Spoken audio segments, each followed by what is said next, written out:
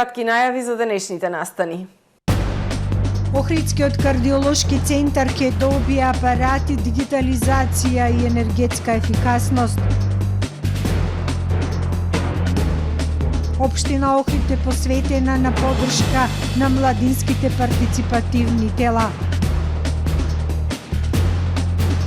Севера Охрид и волонтерите од Црвен крст едуцираа за последиците од пиротехниката. Државата ќе субвенционира нови авиолинии од двата аеродроми. Народниот правобранител Насир Зибери се сомнева во капацитетот на институциите да го променат правосудниот систем. Со најавените и останатите содржини на дневникот започнуваме по временската прогноза. Останете со нас.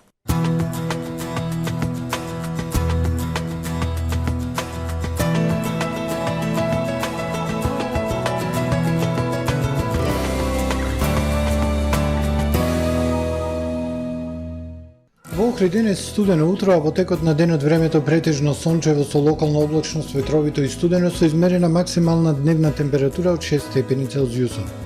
Во вечерните часови во текот на ноќта кон среда магла по котлините и долините и претежно ведро и студено. Утре над западна, северозападна, централна, северна и североисточна Европа умерено облачно и нестабилно време со врнежи од дожд проследени со засилен ветар. Дожд се очекува и на северо-апенинскиот полуостров, на крајниот север и североисток од Европа, врнежи од снег во останатите делови, ведро со локална облачност и релативно топло. На Балканскиот полуостров во среда времето претежно сончево со локална облачност, ветровито и потопло со пораст на температурите на север на полуостровот с големена облачност, максималните дневни во интервал од 4 до 13 степени Целзиусови. Во Македонија во среда во утринските часови во котлините појава на слаба магла, студено утро со утрински температури во интервал од -7 до 1, но во текот на денот времето претежно сончево со локална облачност и потопло. Ќе има пораст на максималните дневни температури кои ќе бидат во интервал од 5 до 10 степени Целзиусови. Во Охрид во среда времето претежно сончево со локална облачност и топло, минималната 0, дневната 9 степени. Во четврток сончево време со локална облачност и температура од 10 степени, а во Охрид во петок и сабота умерено облачно време со сончеви периоди и топло со температура од 9 односно 10 степени Целзиусови.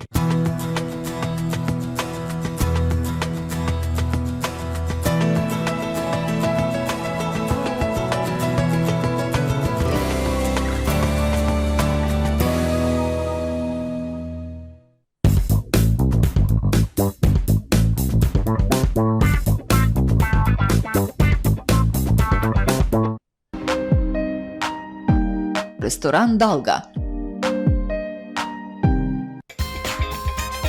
Данкат, ваш партнер, село Мислешево, Струга. Супер акција во Миса Маркети. Кашкавал Баварија 1 кг 449 денари. Алпско млеко 1 литар 75 денари. Пилешки крилца перутнина 750 грама 249 денари. Афродита шампон 1 литар 109 денари.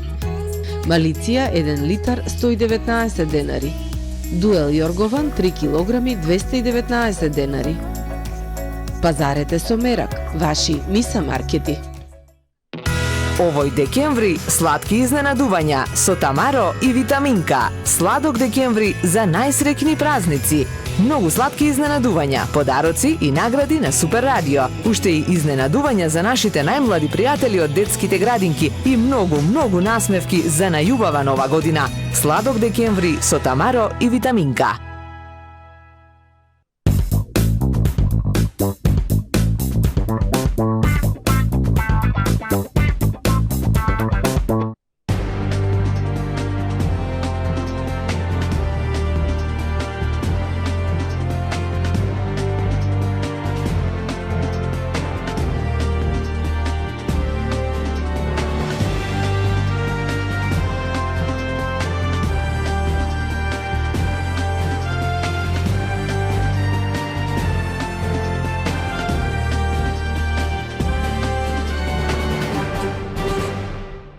Добар ден, прво издание на Дневникот на ТВМ.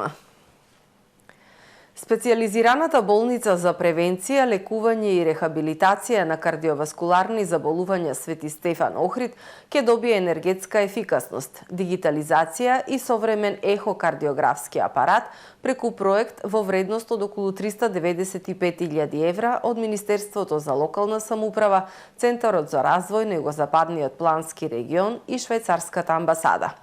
Целта е подобрување на здравствените услуги и подобри услови за развој на здравствениот туризам.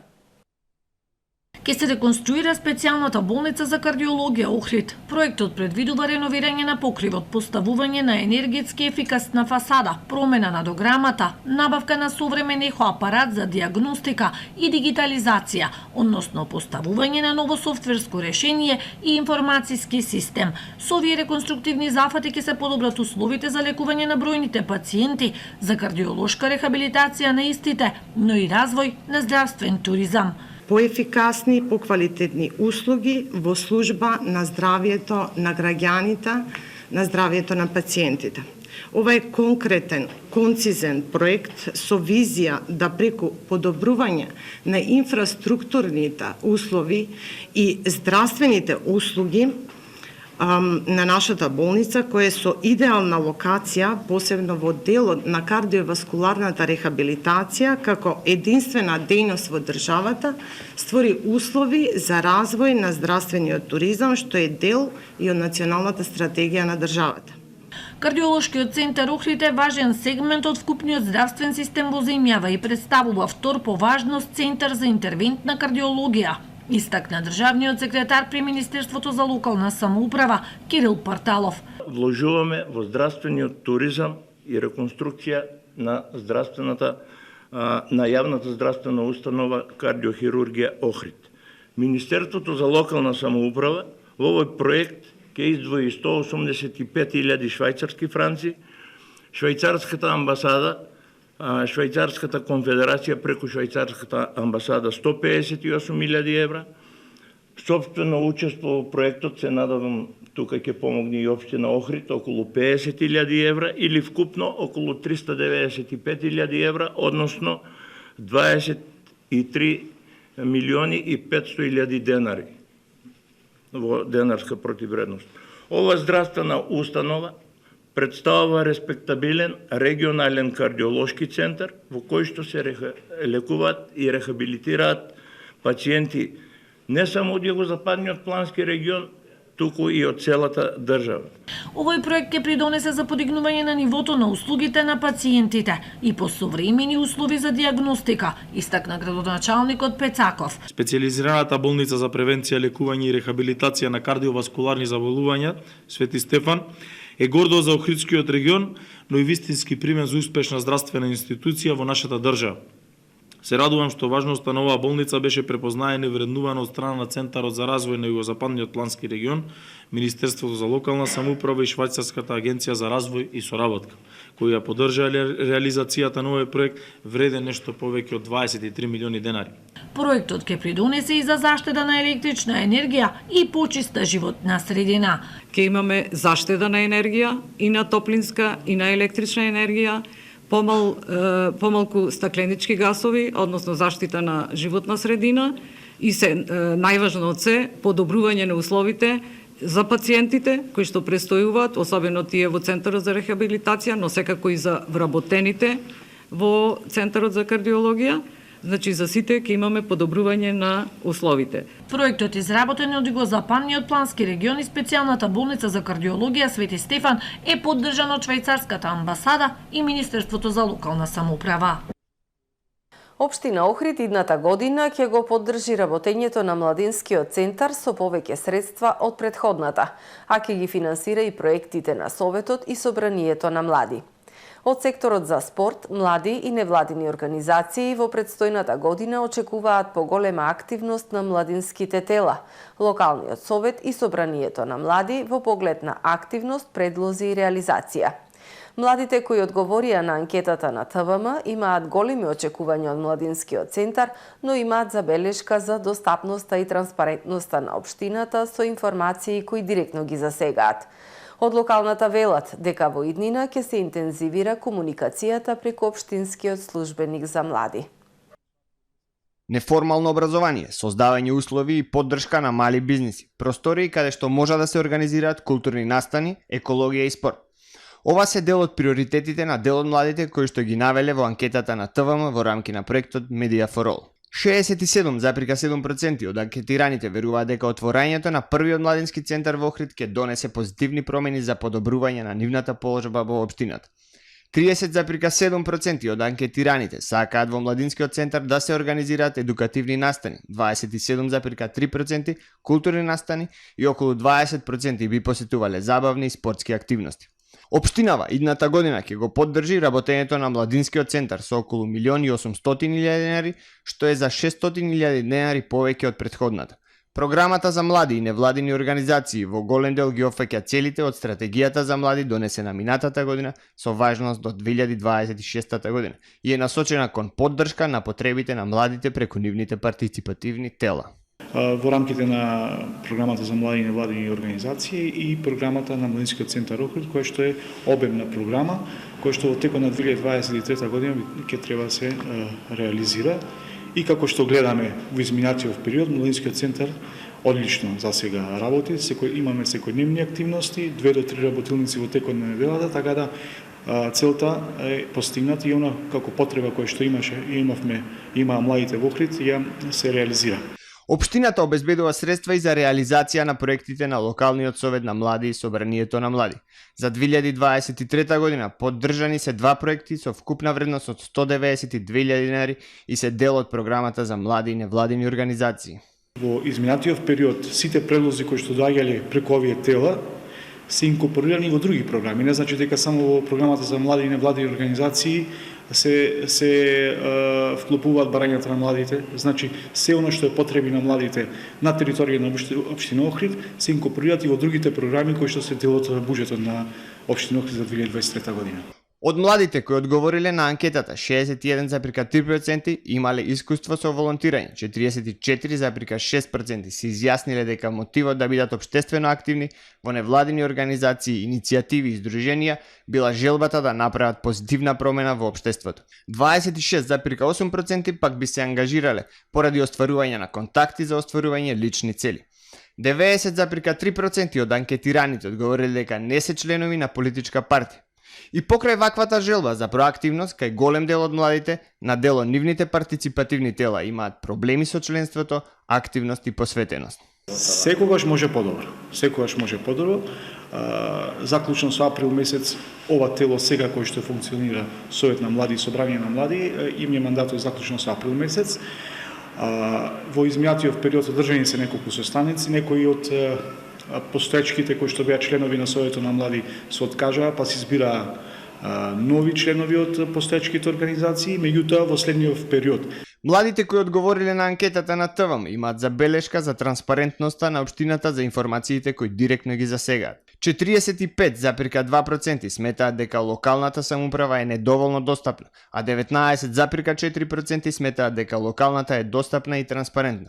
Во оваа насока, со цел општината да биде поблиска до младите и да ги информира за можностите кои им се на располагање за поголемо учество во одлуките кои се носат во нивен интерес, ќе се интензивира комуникацијата преку општинскиот службеник за млади. Службеникот за млади кој што си работи во општина Охрид, ќе започне состаноци со сите и невладин сектор, меѓутоа и со средните основните училишта, со ученичките заедници за да ги поттикне за што поголемо нивно вклучување во работата и на Советот на млади и Собранието на млади, на тој начин да имаме поголема комуникација.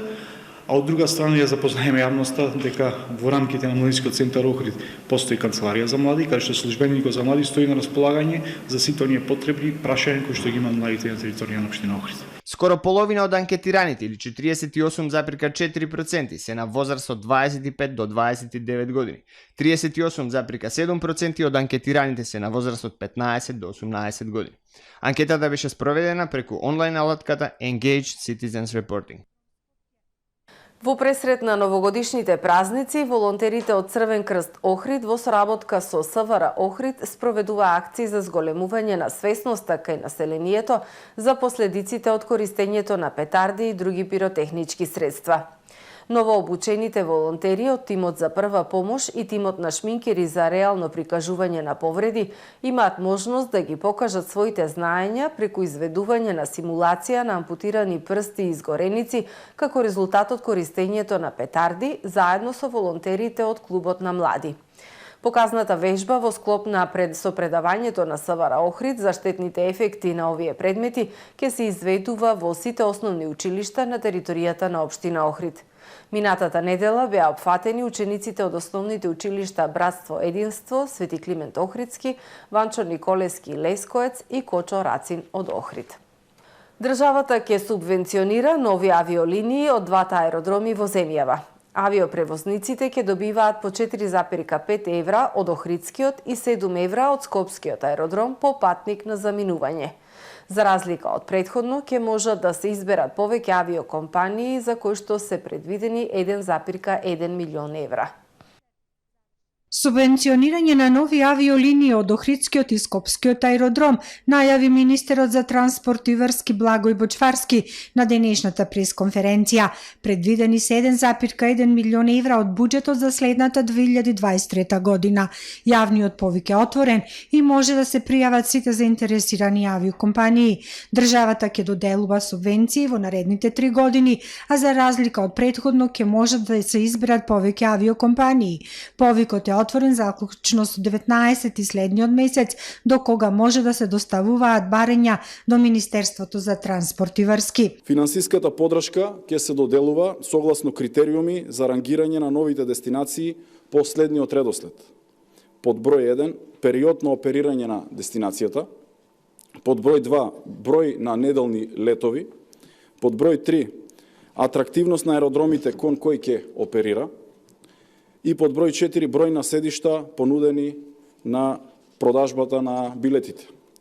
Во однос на износот на финансиската поддршка би сакал да информирам дека ќе изнесува 7 евра во денарска противвредност по патник во заминување превезен од меѓународниот аеродром Скопје и 4,5 евра во денарска противвредност по патник во заминување превезен од аеродромот Свети Апостол Павле Охрид. Секоја нова дестинација за која се доделува финансиската поддршка, а ќе оперира од меѓународниот аеродром Скопје, не треба да биде обслужувана во редовен превоз во последните 2 сезони од и до Скопскиот аеродром. Истото важи и за новите дестинации од Охридскиот аеродром за кои ќе се доделува финансиската поддршка. Авиопревозникот кој е избран за корисник за финансиска поддршка е должен секоја нова дестинација воспоставена од аеродромите Скопје и Охрид, за која се доделува оваа финансиска поддршка, треба да ја обслужува најмалку 2 пати неделно во секоја јата сезона според однапред утврден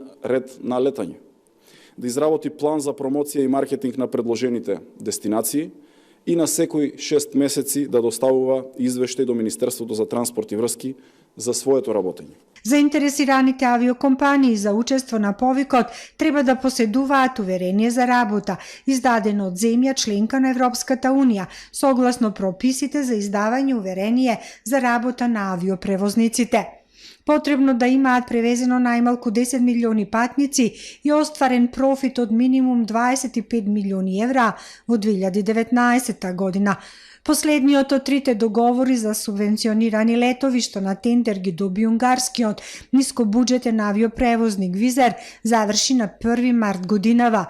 Во 2019 година за субвенционирани летови се исплатени 66,5 милиони денари, во 2020 година 21 милион денари, во 2021 година 10,4 милиони денари, а годинава не се исплатени средства. Министерот за транспорт и врски на денешната пресконференција најави капитални проекти во патната инфраструктура. За изградба на коридорите 8 и 10 најави средства во висина од 240 милиони евра. За потребите на општините за изградба на локални патишта се планирани 6 милиони евра. Дека буџетот на Министерството за транспорт и врски за наредната година во некаде 95% е наменет за капитални расходи или капитални инвестиции, од кој најголем дел е за патна инфраструктура. 244 милиони евра од буџетот на Министерството се наменети за изградба на коридорот 8 и коридорот 10D. Секако овде е дополнително јавното претпријатие за државни патишта со својот буџет. Имаме наменето и средства за локалните патишта, околу 6 милиони евра, кои што ќе бидат ставени на располагање за општините и секако коридорот 8 фокусот е ставен на делниците Тетово-Гостивар, Гостивар-Кичево, Требениште-Струга Ќафасан и коридорот 10D Прилеп-Битола. Секако дека и делницата од Скопје до Блаце, која што е од исклучително значење за државата, продолжува да се гради и очекуваме наредната година да биде распишан повикот за втората делница на Скопје-Блаце. Имаме одредени идејни решенија и размислување во однос на рехабилитацијата и на патната делница од Скопје кон Куманово. Тоа е триаголникот практично Скопје до Миладиновци, Миладиновци-Петровец и Петровец-Скопје, околу аеродромот Скопје и согласно буџетските можности и можностите за распишување на нов јавен повик за избор на изведувач, ќе го имаме во предвид и овој патен правец и еден по еден овие три делници ќе бидат распишувани за рехабилитација. Дали тоа ќе се случи на почетокот на наредната година? Сметам дека фокусот во моментот е ставен на коридорот 8 на западната страна и дека треба да ги завршиме најпред постапките во однос на овој повик и потоа да ги отвориме и нашите можности во делот на буџетската кондиција и финансиската кондиција за да продолжиме и на источната страна кон Куманово. СВР Охрид поднесе кривична пријава против 32 годишен охриѓанец и против правен субјект со седиште во Охрид поради постоење основи за сомнение за сторено кривично дело узурпација на недвижности. Пријавениот во својство на сопственик и управител на правниот субјект неовластено на плажа на брегот на Охридското езеро зазел површина од околу 70 метри квадратни, што со закон е определена како површина за општа употреба и противправно, без одобрение издадено од надлежен орган од општина Охрид, поставил 26 лежалки и 15 чадори за сонце. Повелба за соработка и избратимување помеѓу Интернационалната полициска асоциација регион Охрид Македонија и Интернационалната полициска асоциација регион Егнатија Република Албанија. Повелбата ја подпишаа председателите на двата ИПА региони, магистар Стефан Димовски и Генц Постоли. Викендов во Охрид беше подпишана повелба за соработка и избратимување помеѓу интернационалните полициски асоциации регион Охрид Македонија и регион Егнатија Република Албанија. Повелбата ја подпишаа председателите на двата ИПА региони, магистар Стефан Димовски и Генц Постоли. На свеченоста во поздравното обраќање, Перчо Божиновски, како представник од локалната самоуправа, истакна дека повелбата за збратимување е доказ за меѓусебното разбирање, желба и потреба за кооперативност, заемно помагање на двата ИПА региони и двете национални секции на сите нивоа, со цел ширење на ИПА идеите и доказ за билатералната меѓународна професионална ИПА полициска соработка. Божиновски, искажувајќи ја поддршката што ИПА Охрид ја има од градоначалникот Пецаков и од локалната самоуправа, рече дека подпишувањето на повелбата е одлука за поинтензивна и поуспешна работа и чекор плюс кон подигнувањето на степенот на безбедност во нашите средини. Председателот на ИПА регион Охрид, магистар Стефан Димовски, во своето обраќање рече дека ИПА Охрид ја цени и почитува покажаната поддршка од општина Охрид и градоначалникот Пецаков и дека тоа е уште еден мотив повеќе ИПА Охрид посветено да работи во интерес на сите полициски службеници, ИПА членови, но и на граѓаните на градот Охрид. Народниот правобранител Насер Зибери лично се сомнева дека има доволна спремност, капацитет и ресурси во надлежните институции да се промени состојбата со ниската доверба на граѓаните во правосудството. Во однос на заштита на човековите права во областа на правосудството, омбудсманот истакна дека најголем број на представки до институцијата Народен правобранител доаѓаат токму од судството, правосудството со подобластите, основни судови, извршители, адвокати, нотари и така натаму. Народниот правобранител Насер Зибери, коментирајќи анкетата на ИРИ за падот на довербата на граѓаните во правосудството, на денешната пресконференција појасни дека тука пред се мисли на Републичкиот судски совет и Советот на јавните обвинители. Таа бројка со денешниот пресек не ја знам, но сигурно е над 400 представки. од кои скоро половина од представките се однесуваат на работата на извршителите.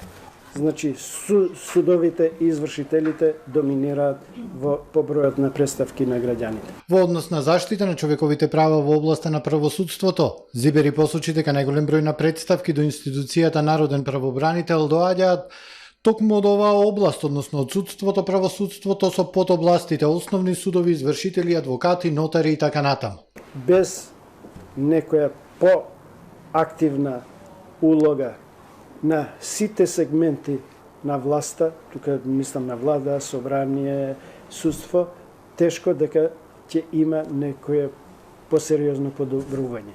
Ние требаше да чекаме да ни сигнализираат и упатуваат критики од страна на амбасадата на САД, на Европска Унија и така натака, за да се освестиме, отрезнеме дека состојбата не е добра. Што се однесува до дојавите за бомби, посебно во образовните установи, Зибери истакна дека тешко ќе може да се надокнадат изгубените часови поради оваа појава, што пак директно значи и повреда на детското право за образование, а што заедно Зибери смета дека представува слабост и пропуст на институциите. Во продолжение да ги погледнеме и вестите од светот. Белорусија сега е вооружена со балистички ракети Искандер и заштитена со системи за противвоздушна одбрана С-400, објави председателот Александар Лукашенко. Тој му се заблагодари на рускиот колега Владимир Путин за испораката на ново оружје, како што вети Москва. Путин, како и рускиот министер за надворешни работи Сергеј Лавров и министерот за одбрана Сергеј Шојгу пристигнаа вчера во Белорусија на серија разговори со нивните колеги за економска, војна и енергетска соработка. На нивната пресконференција рускиот председател откри дека двете земји веќе имаат воспоставено интегрирани системи за противвоздушна одбрана и предупредување, чиј клучен елемент се батериите С-400. Иако ниту еден председател не го употреби зборот нуклеарна, Путин посочи дека НАТО ја вовела оваа практика пред неколку децении. Американскиот Стейт Департмент ја обвини Белорусија дека отстапува својата независност на Русија. Комитетот на Американскиот конгрес, кој го истражува насилството од 6 јануари 2021 година во Капитол во Вашингтон, едногласно препорача Министерството за правда да покрене кривична постапка против поранешниот американски председател Доналд Трамп и неговите сојузници. Комитетот, формиран од представничкиот дом, објави резиме на својот конечен извештај во кој се утврди дека Трамп учествувал во заговор за да ги поништи резултатите од председателските избори во 2020-та на кои загуби од Џо Бајден. Препораката за поведување кривична постапка е претежно символична, имајќи предвид дека Министерството за правда го има последниот збор дали да поднесе обвинение. За време на својот мандат комитетот спроведе повеќе од 1000 интервјуа поврзани со напад на толпата на Капитол Хил на 6 јануари, одржа 10 јавни расправи од висок профил и собра повеќе од 1 милион документи. На улиците на Буенос Ајрес цело утро владе апсолутен хаос на пречекот на фудбалерите. Авионот на светските шампиони од Катар слета рано наутро по средно европско време во Буенос Ајрес. Илјадници аргентинци излегува да ги поздрават националните херои. Последен пат ваква прослава низ улиците на Буенос Ајрес имаше 1986 година, кога Диего Марадона со соиграчите освоија втората светска титула. Неку прославата можеше да се претвори во вистинска трагедија која била избегната во последен момент. Имено Леандро Парадес, Родриго де Пол, Лионел Меси, Анхел Ди Марија и Николас Отаменди биле во задниот дел на врв на автобус кој ги возел низ улиците на Буенос Ајрес, додека пееле и ги поздравувале фановите, најшле на жициот далновоз. За среќа тие навреме ги наведнале главите и го избегнале најлошото. Парадес во таа прилика остана без капата. Полицијата го нарече божичниот чудо што четворица тинејџери биле пронајдени живи и здрави откако ја поминале ноќта лебдејќи на даски за веслање во немирни води во близина на полуостровот Викторија Морнингтон во Австралија. Двајца 18 годишни мажи и две девојки на 18 и 19 годишна возраст биле пронајдени на островот Лебедово околу 9 часот во средата откако биле однесени од силен источен ветер. Групата тргнала на две штици на надувување од плажата Роузбед пред да отплови кон средината на заливот Порт Филип и на крајот завршиле на околу 30 километри. Околу 2 часот наутро слетале на островот дезиориентирани и премрзнати, се засолниле во колиба. Кога изгреало сонцето, талкале по островот додека не биле пронајдени од безбедносните сили. Пренесени се во болница во стабилна состојба и без повреди. Почитувани гледачи, ова е се во првиот дневник на ТВМ. Ви благодарам што не следевте. Пријатно!